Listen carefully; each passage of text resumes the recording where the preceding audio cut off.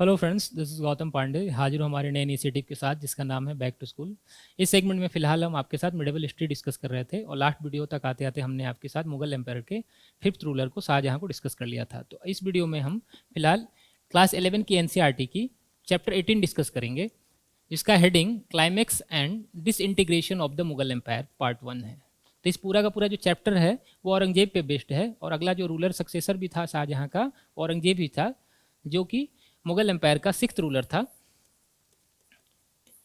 तो इसे हम डिस्कस करते हैं कैसे औरंगजेब गद्दी संभालता है और कौन कौन से बैटल लड़ने पड़ते हैं, उसे एक एक करके देखते हैं। सबसे पहले हम औरंगजेब का इंट्रोडक्शन देख लेते हैं। औरंगजेब 1658 में गद्दी संभालता है और 1707 तक 1707 तक, जब तक कि उसकी डेथ नहीं होती है तब तक रूल करता रहता है। तो कैसे रूल करेगा, कैसे गद्दी संभालेगा, उन्हें एक एक करके देखेंगे। इंट्रोडक्शन में देखिए, सबसे पहले इसका डेट ऑफ बर्थ देख लेते हैं। 3 नवंबर 1618 को, जो मालवा उस टाइम का था, दोआब एक जगह थी जो करंट का हमारा गुजरात वाला जगह है, वहाँ पे इसकी बर्थ हुई थी। ऐसे में इसकी मदर नेम भी बहुत इंपॉर्टेंट है। इसकी मदर का नाम अंजुमन बानो बेगम था, जो लेटर ऑन मुमताज महल के नाम से जानी गई थी। याद कीजिए, इन्हीं की याद में शाहजहाँ ने ताजमहल भी बनवाया था। तो मुमताज महल, जिनका रियल नेम अंजुमन बानो बेगम था, यही औरंगजेब की मदर थी। कहा जाता है कि इसी के बर्थ के टाइम में अंजुमन बेगम की लेबर पेन से डेथ हो गई थी। इसकी वजह से शायद औरंगजेब को शाहजहाँ बहुत ज़्यादा पसंद नहीं करता था, वो हम अलग से देखेंगे। साथ ही साथ शाहजहाँ के 4 सन थे, जिनमें औरंगजेब सबसे छोटा था। कि इसके कौन कौन 3 अदर ब्रदर्स थे वो भी देख लेते हैं। इसका ब्रदर दारा सिको, जो सबसे बड़ा सन था शाहजहाँ का, फिर शाह शुजा और मुराद, और औरंगजेब जो सबसे छोटा था। ये तो औरंगजेब सबसे छोटा यंगर सन था। 1658 में औरंगजेब गद्दी संभालता है और 1707 तक 1707 तक रूल करता है। लेकिन 1658 में गद्दी संभालना इसके लिए इतना आसान नहीं था। इसके लिए पूरी की तरह बहुत सारे एक से बैटल लड़ने पड़े थे, अपने भाइयों से लड़ना पड़ा था, अपने फादर से लड़ना पड़ा था, तब जाके इसे गद्दी मिली थी। उसके पूरे हिस्ट्री को हम देखते हैं। तो देखिए, जैसे हमने पहले ही कहा कि शाहजहाँ के टाइम में ही जो रीजन वार था, उनके सक्सेसर में उनके चारों लड़कों में स्टार्ट हो गया था। चारों लड़के कौन कौन, जरा एक बार जरा बैकग्राउंड समझ लेते हैं। औरंगजेब जो शुरू से ही दक्कन का सूबेदार था, वहाँ पे दक्कन में साउथ में था। ये सूजा जो करंट वाला बिहार, ईस्टर्न यूपी और बंगाल वाला एरिया है, वहाँ का सूबेदार था। दारा सिको जो अपने फादर के साथ दिल्ली में ही था, और मुराद जो मालवा और मेवाड़ वाले इलाके पर रूल कर रहा था एज ए सूबेदार के तौर पर। तो जो बैटल होता है इनके बीच में, उसके थोड़ा बैकग्राउंड को, हिस्ट्री को समझते हैं। 1657 तक आते आते जो शाहजहाँ था वो अक्सर बहुत बीमार रहने लगा, उसकी हेल्थ अच्छी नहीं थी। इस कंडीशन में जो उसका सबसे बड़ा सन था दारा सिको, वो उसका ही केयर कर रहा था और उसके साथ ही दिल्ली में था। इस टाइम में एक र्यूमर फैली कि शाहजहाँ की डेथ हो चुकी है और दारा सिको इस डेथ को डिक्लेयर नहीं कर रहा है और इनडायरेक्ट फॉर्म में रूल कर रहा है पूरे के पूरे एम्पायर पर। जैसे ये बात औरंगजेब को, मुराद को और शुजा को पता चली, सभी ने उसका विरोध करना शुरू कर दिया और इस अफवाह जो फैली हुई थी उसे और बढ़ावा दिया। इस कंडीशन में हम देखते हैं कि 1657 में ही शाहजहाँ की तबीयत ठीक हो जाती है। जो केयर बहुत ज़्यादा हुआ होगा, अच्छा हुआ होगा, तो उसकी तबीयत सही हो जाती है और वो फिर से अपने आप को जनता के सामने लाता है और इनडायरेक्ट फॉर्म में दारा सिको को, जो उसका सन था, उसे अपना सक्सेसर नियुक्त कर देता है, अपॉइंट कर देता है। ये कोई कोरोनेशन वगैरह नहीं करता इसका, लेकिन इनडायरेक्ट फॉर्म में कहता है कि मेरे बाद दारा सिको ही पूरे के पूरे एम्पायर पर रूल करेगा। याद कीजिए, ये पूरी की पूरी तैमूर की फैमिली से बिलोंग कर रहे थे। तैमूर लंग, जिनकी कस्टम ही था कि कोई ज़रूरी नहीं था कि जो सबसे बड़ा सन होगा वही सक्सेसर होगा। सक्सेसर कौन होता था? जो ज़्यादा पावरफुल होता था, और या तो पूरी की पूरी सब में एरिया डिवाइड हो जाती थी। लेकिन दारा सिको शायद इस मूड में नहीं था कि वो पूरे अपने भाइयों के साथ एरिया डिवाइड करे। इस कंडीशन में बैटल होती है, रीजन वॉर होती है। कौन कौन सी वॉर होती है वो देखते हैं। एक बैटल ऑफ धर्मत है, एक बैटल ऑफ सामूगढ़ है। ये दोनों इंपॉर्टेंट हैं क्योंकि बैटल ऑफ सामूगढ़ से ही औरंगजेब डिक्लेयर हो जाएगा कि औरंगजेब वहीं अगला सक्सेसर होगा। उसे हम देखते हैं। तो सबसे पहले हम बैटल ऑफ धर्मत देखते हैं। बैटल ऑफ धर्मत क्या है? देखिए, बैकग्राउंड हमने देख लिया था कि दारा सिको अपने फादर के साथ है, वहीं से रूल कर रहा है इनडायरेक्ट फॉर्म में। जो सबसे पहला जो रीजन वॉर होगा, उसमें सूजा जो शाहजहाँ का सन था, इसने रिवोल्ट किया और अपने आप को एक नया रूलर घोषित कर दिया। पर्टिकुलर इस एरिया का, जो करंट वाला हमारा बिहार बंगाल वाला एरिया है, यहाँ पर अपने आप को किंग डिक्लेयर कर दिया और इस पूरे एरिया को मुगल एम्पायर से अलग बताने लगा। इस कंडीशन में जब दारा सिको को ये बात पता चलती है कि उसके ब्रदर ने यहाँ पर रिवोल्ट कर दिया है सूजा ने, तो वो अपने सन को दारा सिको इस रिवोल्ट को सप्रेस करने के लिए सेंड करता है, भेजता है।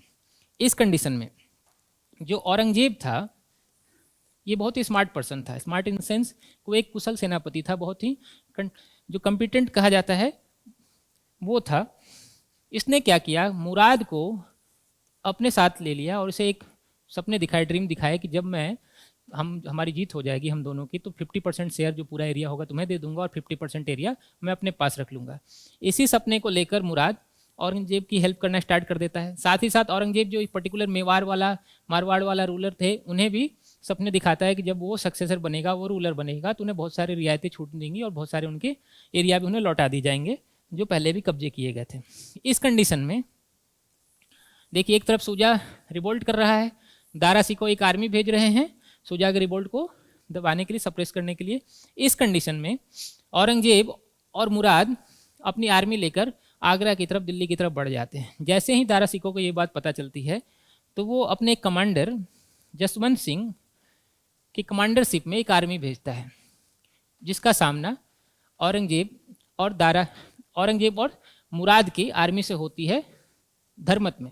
ये धर्मत यहाँ वाला एरिया होगा करंट का जो, तो यही बैटल ऑफ धर्मत कहा जाता है कि जैसे ही जसवंत सिंह ने देखा कि औरंगजेब और मुराद दोनों एक साथ हो गए हैं, उनकी आर्मी बहुत बड़ी है, किसी भी कंडीशन में मैं जीत नहीं पाऊंगा। फिर भी चूंकि वो एक राजपूत फैमिली से बिलोंग कर रहे थे और राजपूतों को पीछे पीठ दिखाना बुरा माना जाता था, अपने डिसऑनेस्ट समझते थे, इसलिए उन्होंने जसवंत सिंह ने लड़ाई लड़ी, वॉर किया बैटल ऑफ धर्मत और बुरी तरह से डिफीट हो गए और हार गए।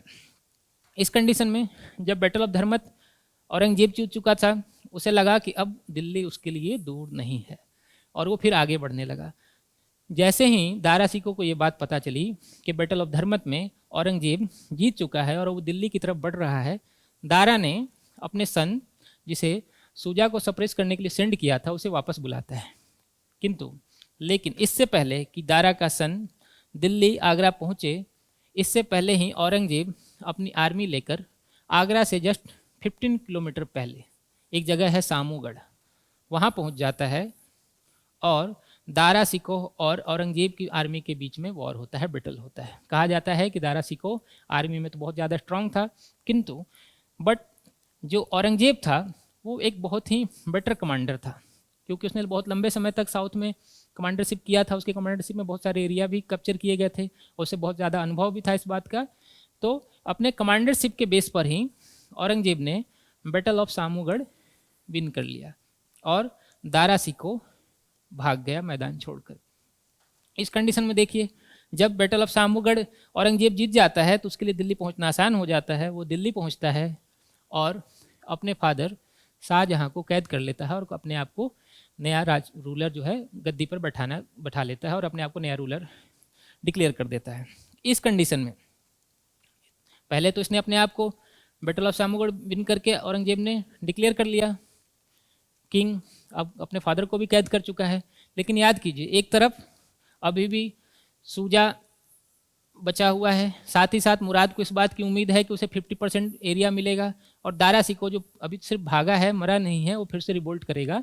तो पहला जो कोरोनेशन होता है औरंगजेब का इसी टाइम होता है 1658 में, इसीलिए उसका जो टाइम ड्यूरेशन स्टार्ट किया जाता है 1658 से काउंट किया जाता है। फिर इसके बाद क्योंकि अभी भी दारा तो जिंदा ही है, सूजा भी जिंदा है और मुराद भी अपनी एरिया मांगेगा, इस कंटेक्स्ट में फिर हो सकता है फिर से रिवोल्ट होगा, विरोध होगा, फिर से बैटल होंगे, तो आगे भी बहुत सारे बैटल होंगे अपनी गद्दी को बचाए रखने के लिए औरंगजेब के, तो उसे हम देखेंगे। लेकिन 1658 से इसका रिज्यूम स्टार्ट मान लिया जाएगा। फिर आगे कौन कौन से अपनी गद्दी बचाने के लिए इसे बैटल करने पड़ते हैं उन्हें देखेंगे। फिर अगले वीडियो में मिलते हैं फिर आपके साथ, अगले जो भी इंपॉर्टेंट पॉइंट और फैक्ट होते हैं औरंगजेब से रिलेटेड, जो भी इस चैप्टर में दिया गया है या अदर एनसीईआरटी में भी दिया गया है, उसे भी हम एक एक करके आपके साथ डिस्कस करते हैं। तो मिलते हैं फिर अगले वीडियो में। Thanks for watching. Current Affairs by Forum IAS is an all-in-one program that covers the dynamic aspect of the syllabus from both prelims and mains perspective. Last year, we have helped more than 100 students crack IAS with our current affairs classes.